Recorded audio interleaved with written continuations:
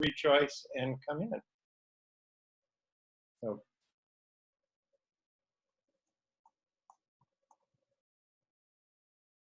And you're all muted, so you're welcome to sing along at your computers.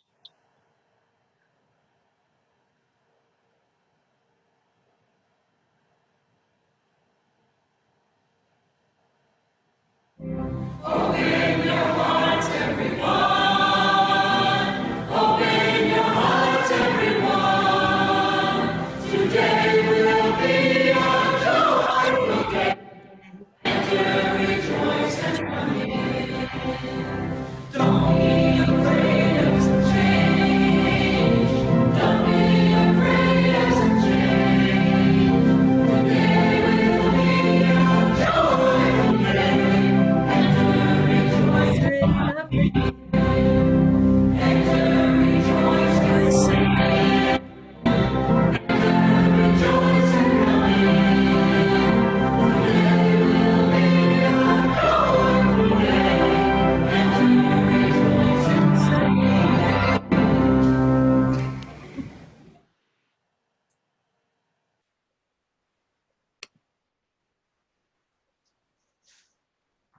Okay, thank you very much. I want to welcome you to, just as we begin our service, I need to just cover a couple things about Zoom so that you're familiar. During the service, we will mute all of the participants.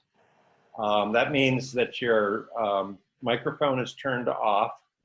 During Joys and Concerns or during the discussion, if you would like to join the discussion, you can press down on the space bar and hold it down, and that will open up your microphone. Or alternatively, you can go to the bottom left-hand corner of your screen, and you'll see a microphone at the bottom corner, and if you click on it, that will unmute you. You can speak. And then we'd appreciate it if you remute so that noise at your local site does not interfere. The other thing I want to remind people of is that up in the top right-hand corner, you'll see a button that says Speaker View or Gallery View. That view is controlled by each participant. It's suggested that you click on it so that there's speaker view and that you get one large image of whoever is speaking, and then you'll see a strip of small images on the top of your screen that you can scroll through of the other participants in the service today. And finally, if during the songs, you're welcome to sing along because we've muted each of you during the service, so you can raise your voice and join in the songs. And if you want to remove the strip of little videos, at the top of the strip is there are three little buttons. The single line, if you click on that, that just rolls up and disappears the video so that you can see the words on the screen. So those are the technical pieces. And so I want to really welcome people I guess there's one other technical thing. We will be recording this service, and just to let you know, we will pause the recording during Joys and Concerns because that's kind of some personal sharing time, so we're not going to record the Joys and Concerns. Our fellowship is really a group of people who are committed to supporting each other's spiritual growth. We are brave, curious, and compassionate thinkers and doers. We're diverse in faith, ethnicity, history, and spirituality, but we align in our desire to make a difference for the good.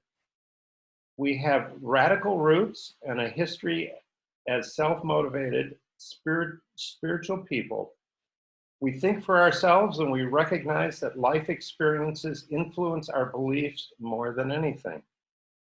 We are people of many beliefs and backgrounds, people with religious backgrounds, people with none, people who believe in God, people who don't, and people who let the mystery just be.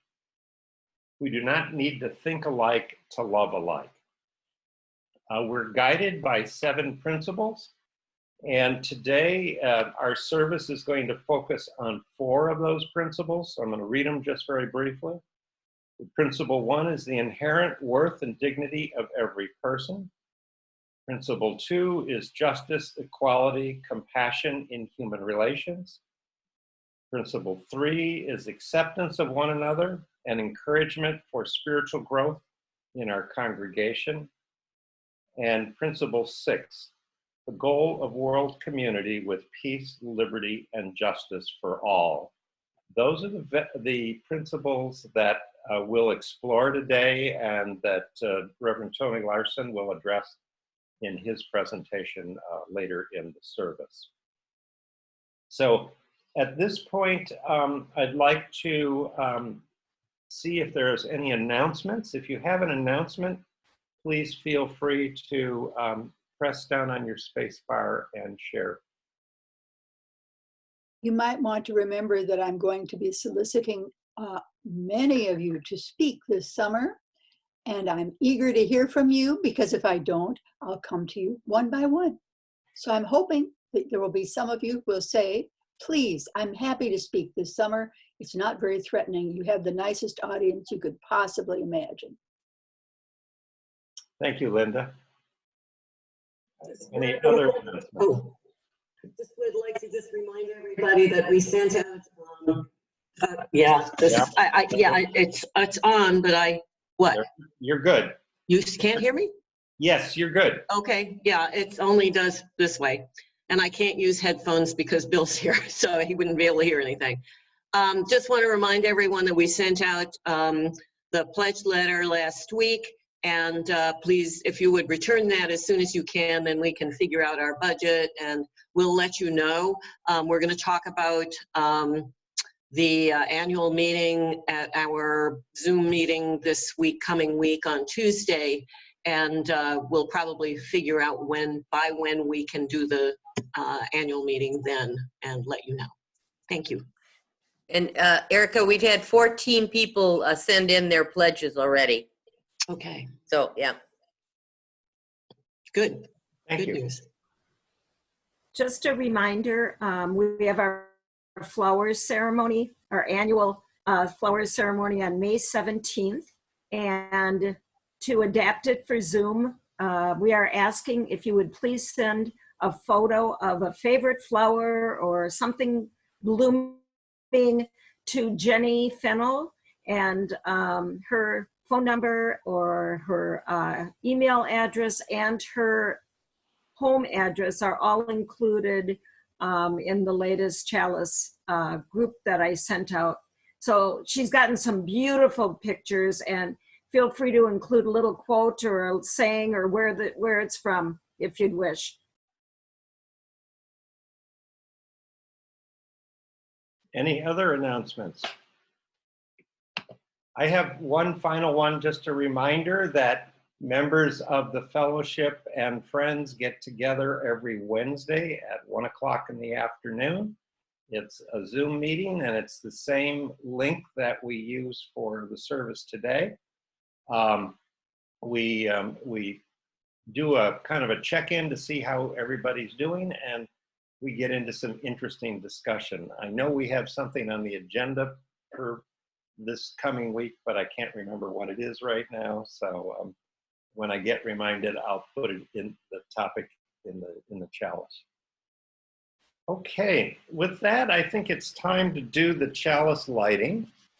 So let me change the screen here.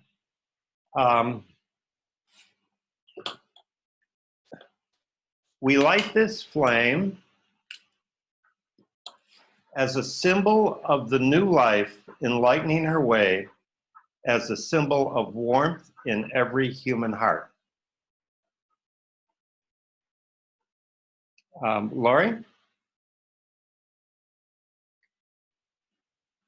Truth is our sacrament, and service is our prayer.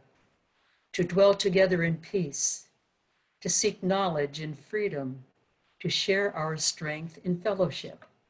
Thus do we covenant. Thank you. Tony, would you please do the opening words? Some spiritual traditions say that divinity or the light, the holy, the truth is something far away. Other traditions say, no, that which is precious is close at hand and within us, if we would only look. The opening words today express this second one, that the holy is in each one of us. They're from the Gospel of Thomas, one of the so-called Gnostic Gospels that never made it into the Bible, but it's still worth listening to.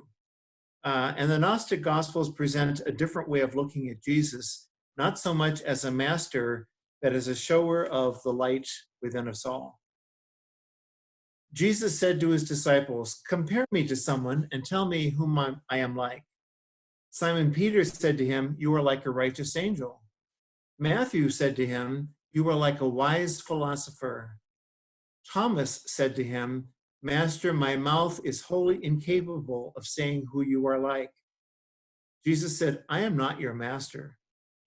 But because you have drunk, you have become intoxicated from the bubbling stream which I have measured out.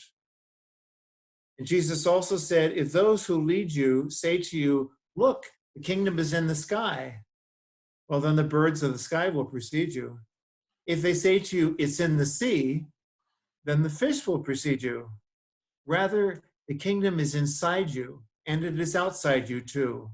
When you come to know yourselves, then you will become known, and you will realize that it is you who are the children of the living deity. But if you will not know yourselves, then you dwell in poverty, and it is you who are that poverty. Thus ends the opening reading for today. Thank you, Tony. And we now will do our opening song, which is When a Heart is a Holy Place. And you're welcome to sing along.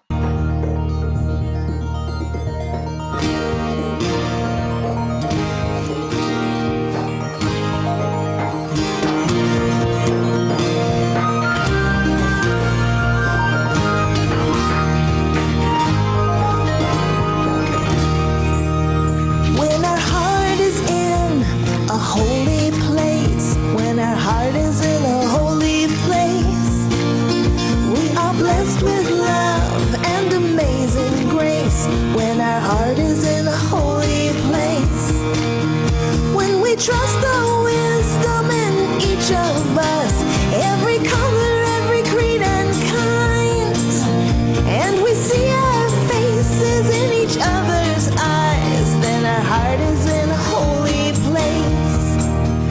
When our heart is in a holy place, when our heart is in a holy place, we are blessed with love and amazing grace.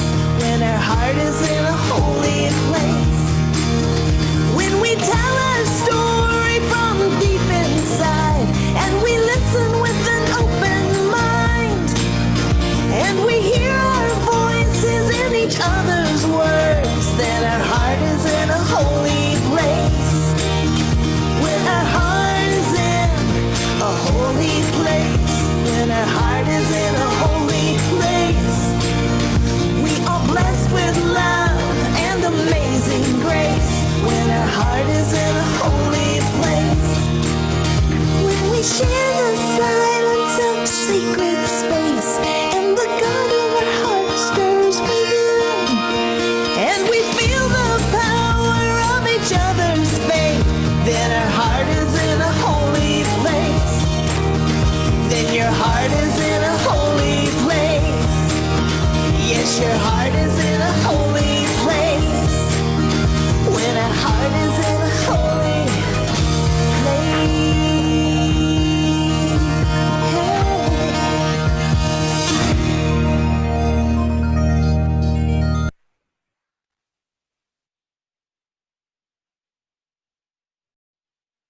Okay, thank you. And it's now time for joys and concerns. So Kathy, I want to remind you to pause the recording. If you have a joy or concern that you would like to share, you can press down on the space bar or you can unmute yourself. But before we start, the recording needs to be paused. Acknowledge the candle for the unspoken joys and concerns of both those here at the service today and members who were not able to attend today. And with that, we can start the recording again. We're going to do a meditation today. It's a meditation that will include a brief moment of silence and then a reading and a poem. Lori will read the reading and Tony will share the prayer. So get yourself settled, your feet on the ground, just settle into your breath and watch your breath going in and out, and we'll have a few moments of silence.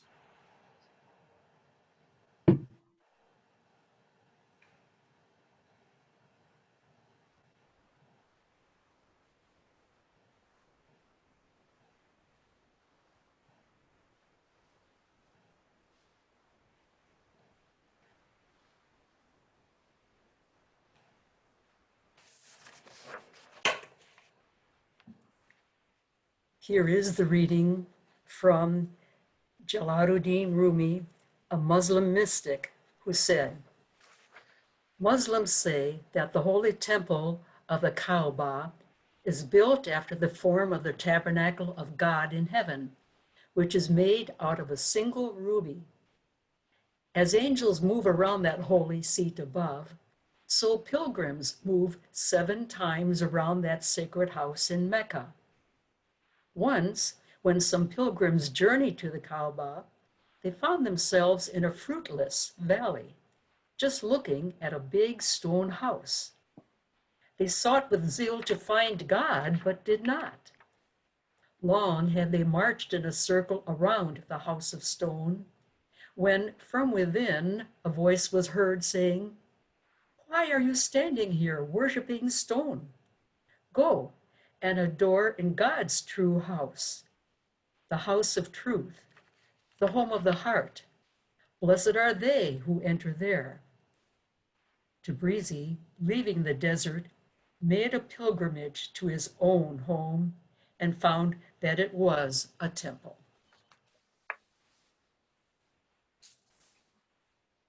Spirit of life, we too sometimes look for temples of stone, tabernacles of certainty. We want something to tell us where the truth lies, and we find ourselves marching around in circles. Help us to remember that the house of truth is found in our own hearts and in the hearts of those around us.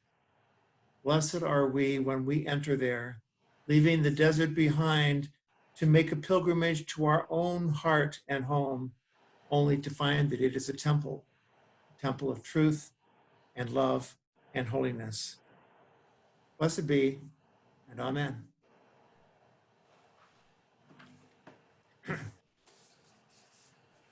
A number of spiritual traditions teach us that if you find God or holiness or truth, you don't need to climb a high mountain somewhere or visit some far-off shrine or even follow a guru from an exotic land. All you have to do is look within yourself and be right where you are, and you'll find everything you need. As the Buddhist teacher Shen Hui put it, friends, each of you has the nature of a Buddha. Bodhisattvas don't hand out the Buddha nature to you, for you and all beings are from the beginning in nirvana. From the beginning, you are endowed with the gift of pure wisdom. Why don't you recognize this fact? And the Hindu Upanishads say, you could have a golden treasure buried beneath your feet, and walk over it again and again and never find it. Just so, all beings live every moment in the divine city, but don't realize it. And the Sikhs say, why do you go to the forest in search of the divine? God abides in you as fragrance dwells in a flower. Look therefore in your own heart. And of course, the Gospels have Jesus saying, the kingdom of God is within you. What all these traditions seem to be saying is, it's all here. It's in you. You need look no further because the answers you need, you already have. Now, isn't that a great idea? Don't you find that a very appealing concept? And yet, if it's true that God or holiness, truth, beauty, goodness, whatever you want to call it, if it's true that it's really right here in us, how come most of us don't seem to find it very easily? I mean, if it's really all that simple, as the Roman Stoic Marcus Aurelius said, look within you. Within is the fountain of good, and it will ever bubble up if you will ever dig. Or as Lao Tzu said in the Tao Te Ching, without stepping outside your door, you can understand the world.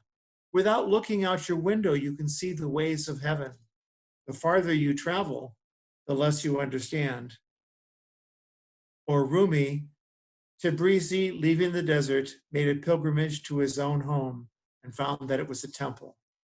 Okay, if that's true, why do we keep stepping outside our door looking for the truth somewhere else? In fact, why do we need to search at all? And who needs religion anyway? Shouldn't we just give it up and say, I don't need to learn anything new. I know everything I need already. I am the treasure. I am the bubbling fountain of good. That's what all these spiritual traditions are telling me. So why should I bother following any of them? The answer, I think, is that yes, it's all here and it's in you, but you can't find it until you get away from here and go outside yourself.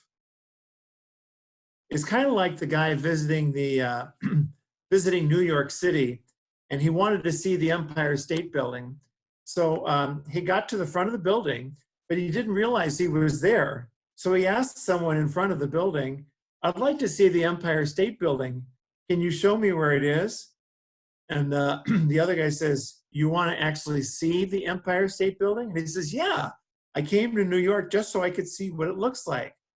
I have to see it while I'm here. And the other guy says, well, if you really want to see it, you really want to see what the Empire State Building looks like, here's what you do. You walk that way 30 blocks, and then you turn around and look back, and you'll see it. You know that old expression, you can't get there from here? Well, the point of my sermon this morning is you can't even get here from there. You can't even get here from here. You've got to go there to really get to here. Let me give you a few examples of what I mean. Consider American culture. A teacher friend of mine once told me that she couldn't understand why so many Hispanic kids in her class seemed so disrespectful. When she would talk to a child, the kid would often just look at the floor and appear to not be paying attention. And she'd say, look at me when I'm talking to you. But then she found out that in some Hispanic cultures, it is considered rude to make direct eye contact with someone in authority. It amounts to staring belligerently, and it's far better to keep your eyes down and show respect. Learning this didn't just help her understand a child from a different culture, it helped her look at her own culture and see what assumptions she always made without thinking. It's like the cartoon of a fish that's taken out of his fishbowl. And when it's put back in, it says to a friend, all this time we've been thrashing around in water. Who knew? When you're too close to something, you often can't see it for what it is. You don't know where you are until you get away from where you are. You don't see what's right in front of you until you look behind you or to the side or out of the bowl altogether. Or take religion.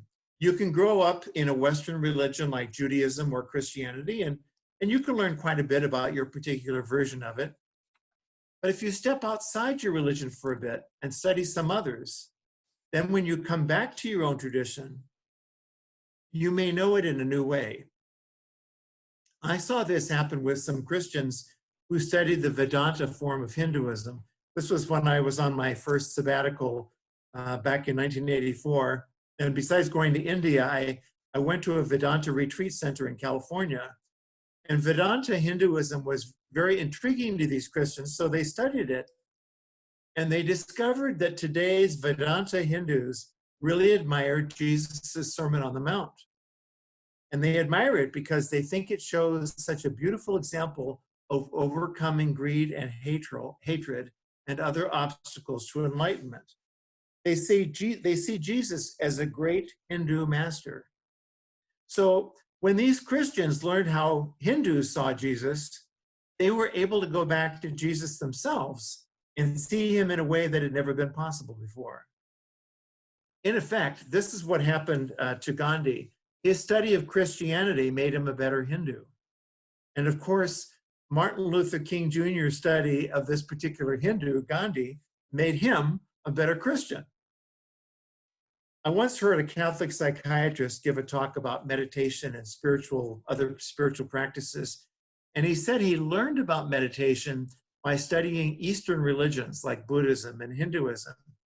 But he eventually found out that pretty much these same spiritual practices existed in his own Catholic heritage, only he hadn't known about them before because they weren't very widespread. So he's now exploring Christian mysticism. But the point is, he discovered this Christian path by stepping outside the path. Or consider religious mythology.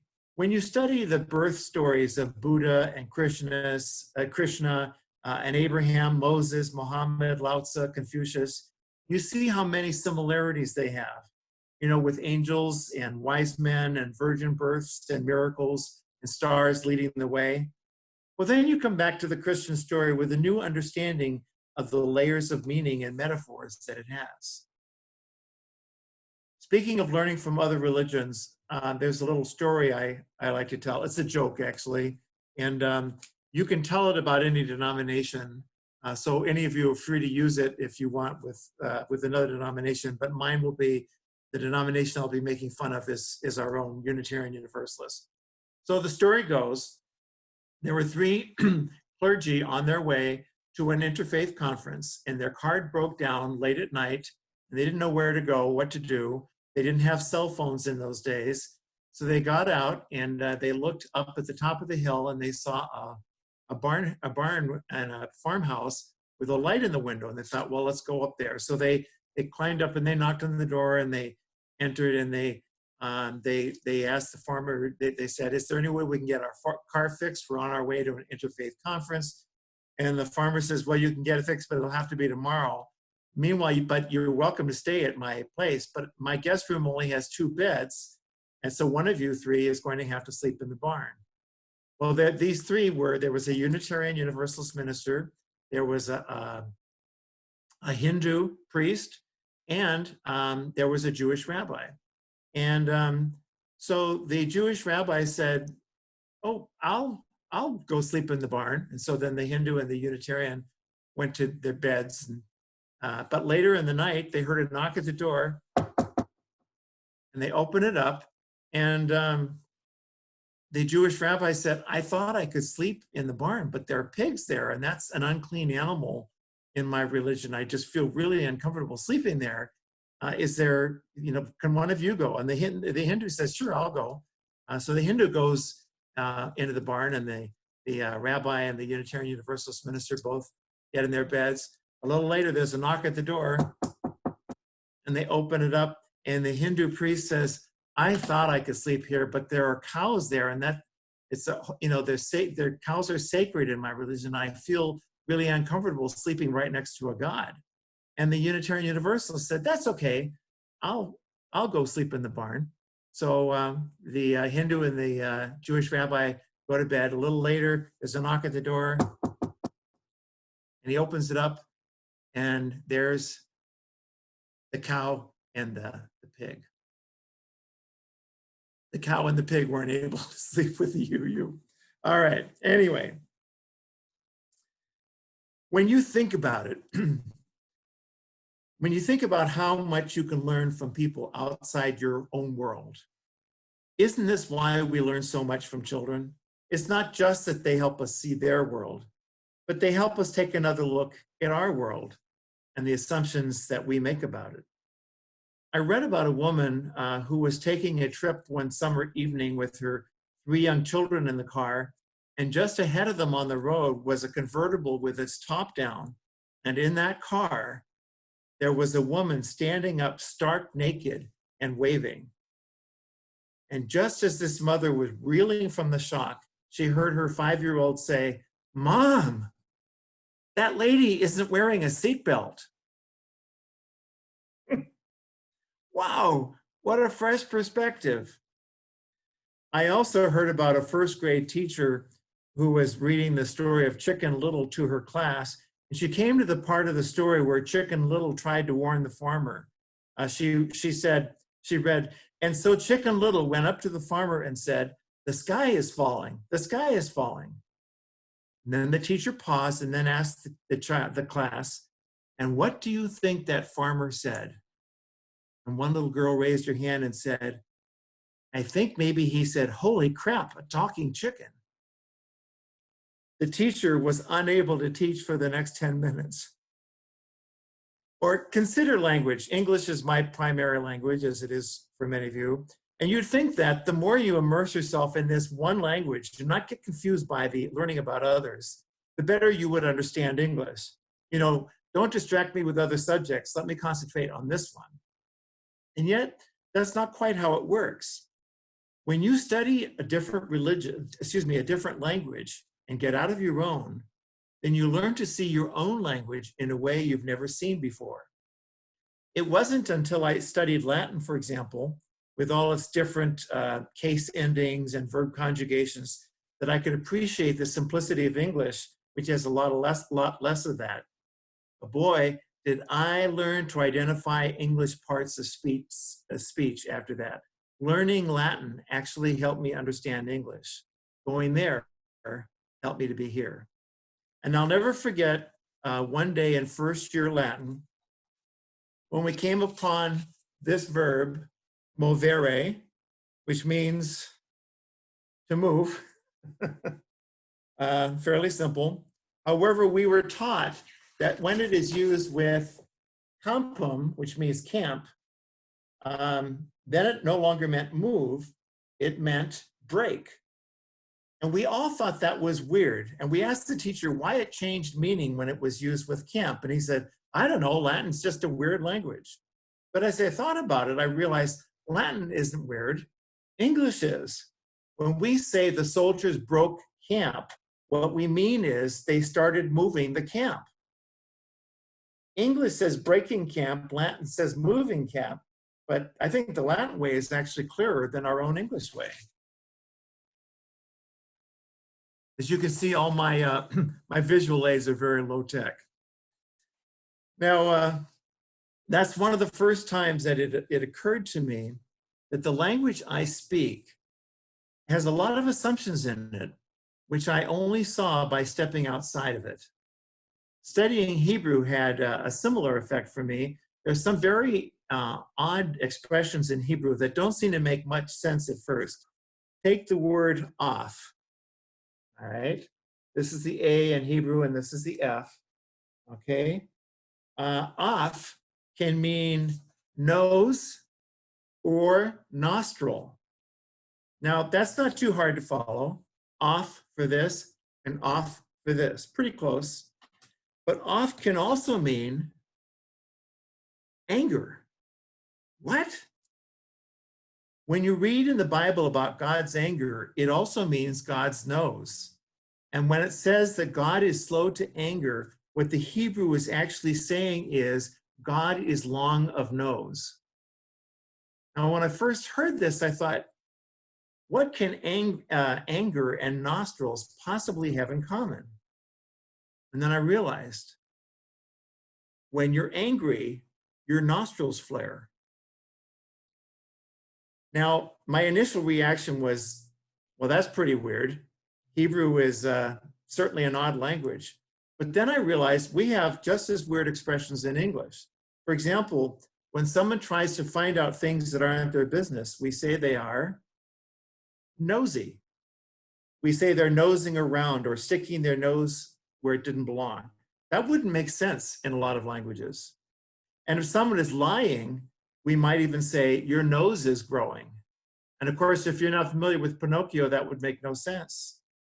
Someone of a different language might find our use of nose just as odd as we find the Hebrew. And that's what's fascinating about learning another language. In doing so, you learn more about your own language. Things that seem weird in Hebrew, let's say, you discover are no weirder than things in English that you were too close to see before. It gives new understanding to T.S. Eliot's famous lines. We shall not cease from exploration, and the end of all our exploring will be to arrive where we started and know the place for the first time.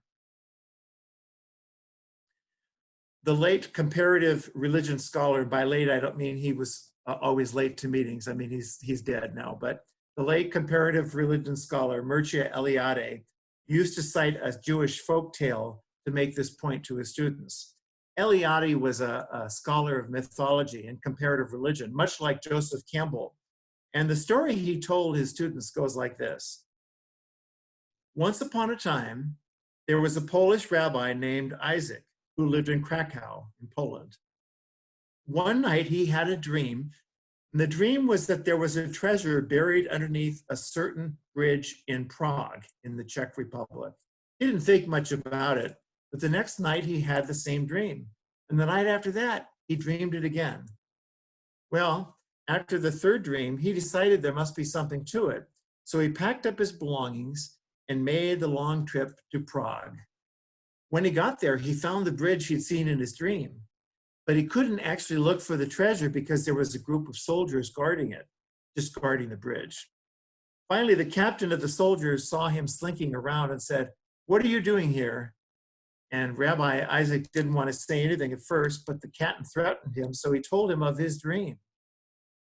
And when the captain heard it, he laughed and said, "How foolish you are to travel all this way just because of a dream.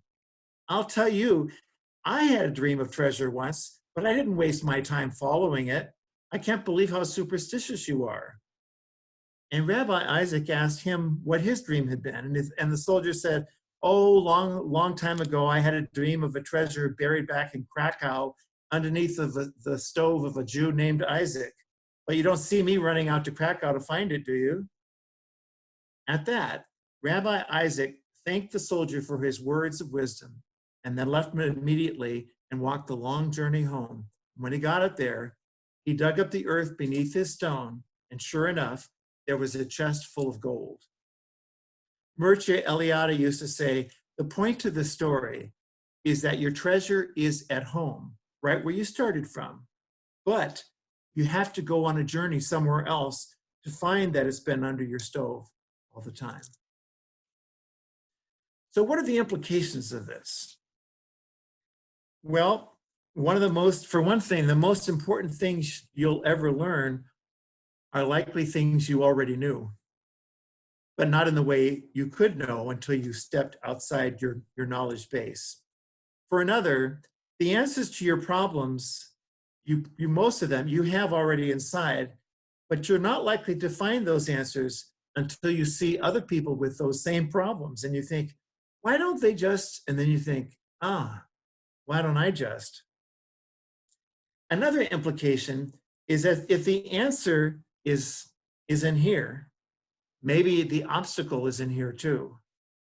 It's not necessarily out there, although it's convenient to think it is. As the Islamic mystic Hazrat Ali once put it, your medicine is in you and you do not observe it.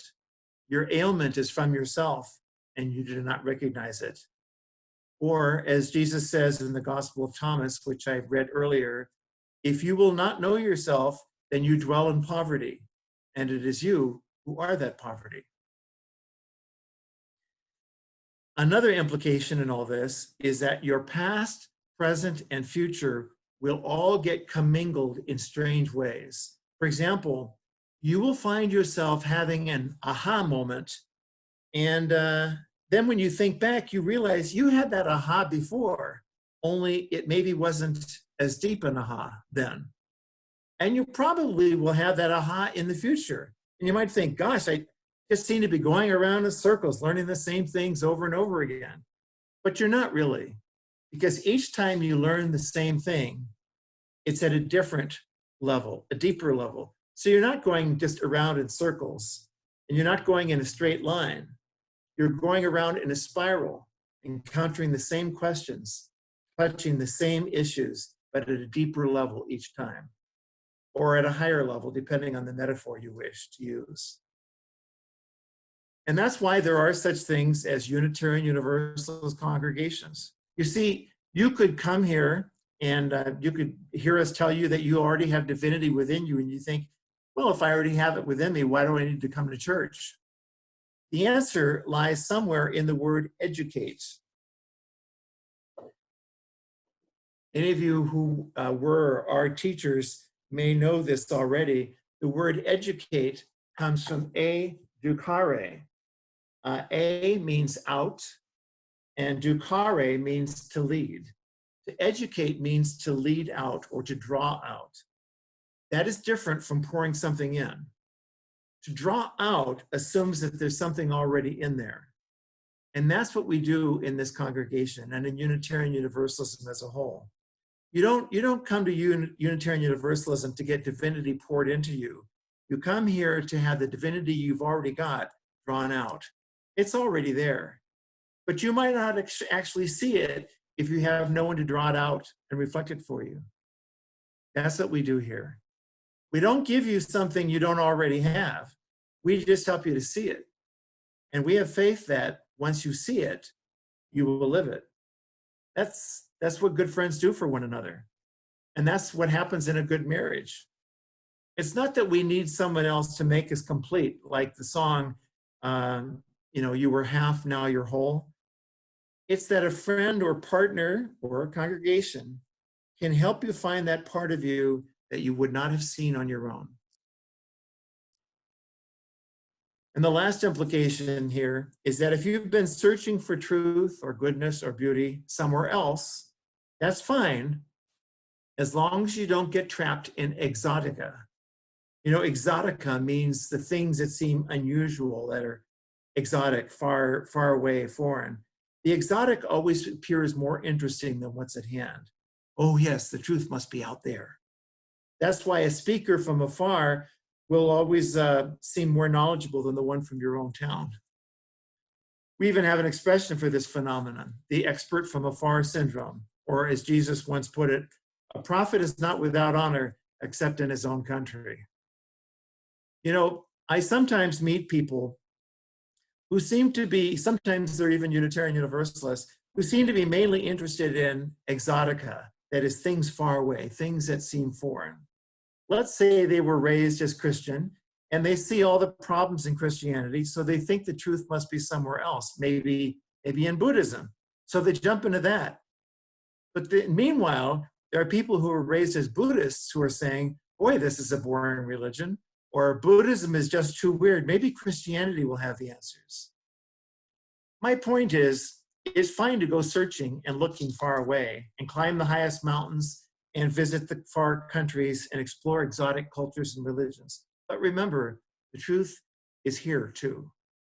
As the Confucian teacher Chung Dao Ke put it, the student asked, I came here to find the truth, master.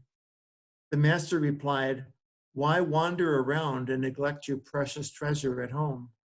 The student said, precious treasure? What do you call my precious treasure? And the master replied, that which asks the question is the treasure. Your treasure is right here. And you may have to go about 30 blocks that way to turn around to see it. But once you see it, don't stay out there. Come back and forth and back and forth in the spiraling journey of your life. Great to hear your discussion. if you like. Tony, thank you very much for those wonderful words. We have some time now for discussion or comment. And if you'd like to share a comment, please press down and hold down your space bar or unmute your microphone.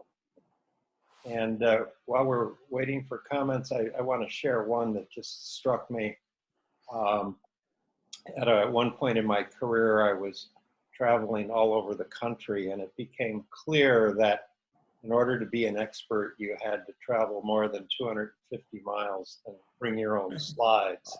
So in my own office, I wasn't an expert, but Yeah, when I no. got on a plane and went someplace, all of a sudden I had a new Important. He had to fly to get here. Yeah. Are there any other comments?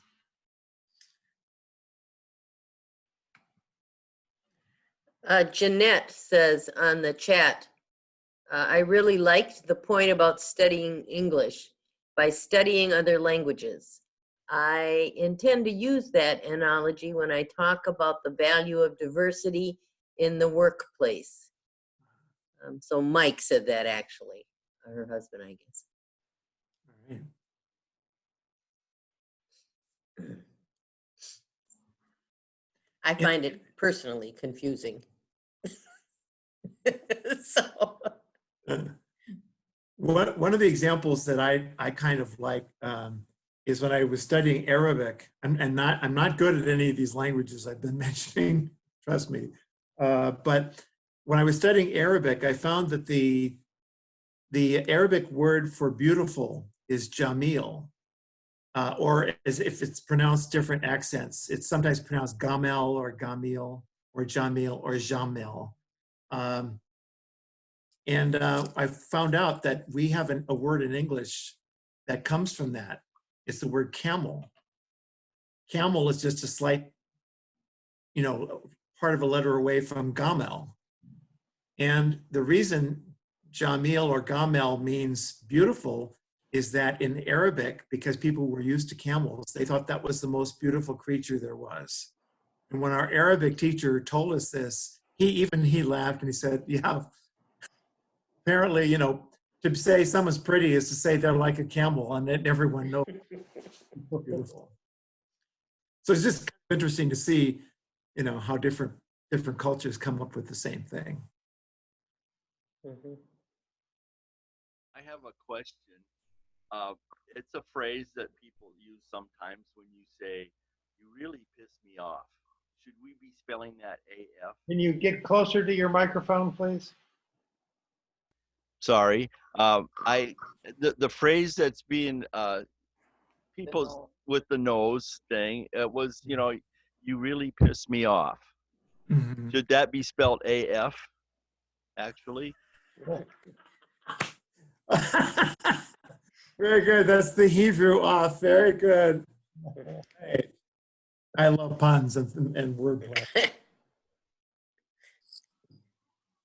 So I'm realizing here living in England that I thought I spoke English, but according to people here, I don't really speak English.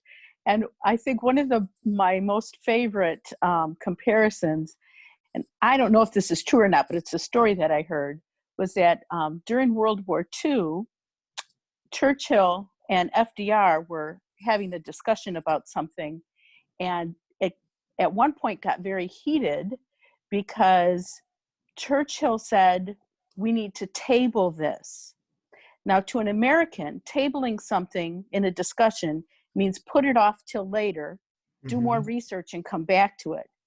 In British English, table it means put it out on the table and talk about it now. Oh, So wow. here were these two leaders using a word totally differently. Wow. And it took a little bit of understanding that they actually meant the same thing. But, here, we think we're all speaking English, but not always the same English. Fascinating. That's That same language thing goes for South Africa too. Get close to the microphone. Okay, sorry. That was, I found that confusing in South Africa because their English is really British English. And yeah, so, you know, doing a meeting, someone would say, well, we should table that. And I'm thinking that's for later then, but no. Yeah. Oh, I mean, you even see that in the South, in the US, and you go all over the country, and they say things and you're like, what? You know, you really need clarification half the time, and yeah. you're still speaking in the same country. So, you know, some of the things they say in the South, you know, oh, bless your heart, and what they really mean is, you know, not bless you, but oh, you are something to be to reckon with, or something. Yeah, actually, when someone says so-and-so, oh, God bless her, that means I'm about to say something negative about her. Exactly. Yeah. Start out a negative thing. Well, God bless her. She's Yeah. such a nice person. My but- mic is unmuted.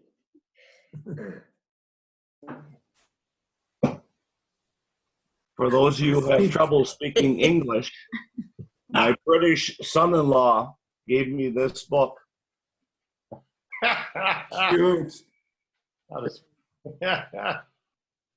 It's helped us considerably when we try to communicate. I was actually going to say, we don't have to look to the South or abroad to find people using words and meaning something completely different. It Right. happens in my family, and I'm guessing it's happened in yours. Mhm. Well, I was brought up by an American who was a GI in World War II and met this English woman. And so my mother was English. And I know I would have these moments where I would say something to, you know, classmates, friends, and they would look at me like I was crazy, and I would know then that that was some sort of British expression that what I had from my mother, and nobody Right. understood what I meant. You know, like cupboard love. Right. One of the things, Go ahead. Jenny. one of the things I was really struck with and have always been struck with, and this is on a different thread of your conversation with us, is the origin stories of all the religions Mhm. and how alike they are. Yeah. And they all have, as you said, you know, all the sort of the same elements. Right. Stars, wise men, all that. And how that really speaks to what the human condition is and what we really deeply need in terms of understanding our human condition. I mean, that's where my mind went there. Mm-hmm. Yep. Incidentally, someone I knew from England told me that when her son, she came to the United States and her son was in nursery care or whatever, and there was a can at his feet, like an old soda can, and the teacher said, Billy, pick up the can. And he just looked at her. She said, Billy, look, pick up the can, and he wouldn't do it. And she told his mother, you know, your son is really belligerent. And she said, no, the problem is you said pick up the can. We would say pick up the tin. The can. So it meant, you know, it meant nothing to him. Pick up the can. What was a can? She said pick up a tin. He would have known. And actually, at least in America, I have to go to the can. She was maybe telling him to pick up the toilet, and he was like, what? Oh. Yeah, pick up the toilet. Yeah. So Tony, some of this on the little broader scale, some of what you're saying was making me think of how when I was a youngster and throughout my life, I have heard that as you get older, you get wiser. And I'm thinking that as you were talking, I guess that's kind of what you're looking again at things the second time and Yeah. seeing them from 10, 20, 30, 40, 50 years later, and they Right. get into a perspective and and you see yourself a little different in some of your decisions, some of your bad ones, some of your good ones, a little bit Right. differently. Yeah. And you see that there was some thread, I guess, of something in you that was leading you, Right. hopefully back to you. Yeah. Right. I Yeah. think it's sort of like when they say you get wiser, what actually happens is you get more layered. There are more layers of meaning. And Down so, the spiral. yeah, right. So if you take advantage of that, you will be wiser. If you never learn from anything, then I guess you won't be. Yeah, well, yeah. And all of us are in between one and the other, I suppose. Okay, we have time for one more question. Oh. Some years ago, I was taking a course on not Moby Dick, but on Herman Melville. Closer. Okay. Some years ago, I was taking a course on Herman Melville, and we read lots of Herman Melville. One of the points that was made by the professor when we got to Moby Dick was that at the time that this was being written, during Melville's time, all of a sudden those origin stories started to come in. People started to become aware of all of the similarities between their Jesus story and all these other religions, and it was profoundly unsettling to Christians here because the story was not unique, and they were learning that. So the Pequot, of course, is there are all kinds of people from all over the place there, including most, especially Queequeg, who's, a real foreigner and shares a bed with, or did. But yeah, so it created this sort of real, a very different understanding of their own religion for American Christians. Well, Tony, I want to thank you for a very enlightening sermon today and really thought-provoking. I think we'll all take some of these thoughts. Thank you. Yes, thank you. I want to take a moment to just acknowledge that we are a lay-led congregation. We are operational on the basis of volunteer energy that many of our members put into different components of making this a very viable fellowship. We also are financially supported through the pledges that members make. And as I want to reinforce what Erica said earlier, that this is pledge time, and please do consider and send in your pledge if you're a member of this fellowship. And if you're visiting our fellowship, we invite you to make a donation. We have on the website, the Lakeshore UU Fellowship.org.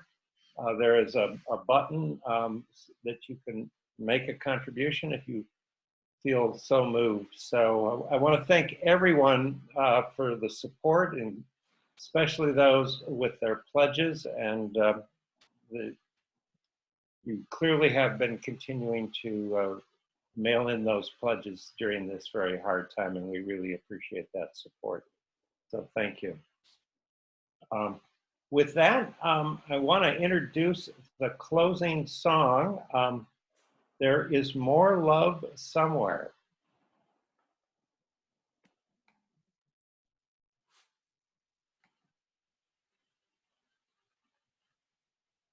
Somewhere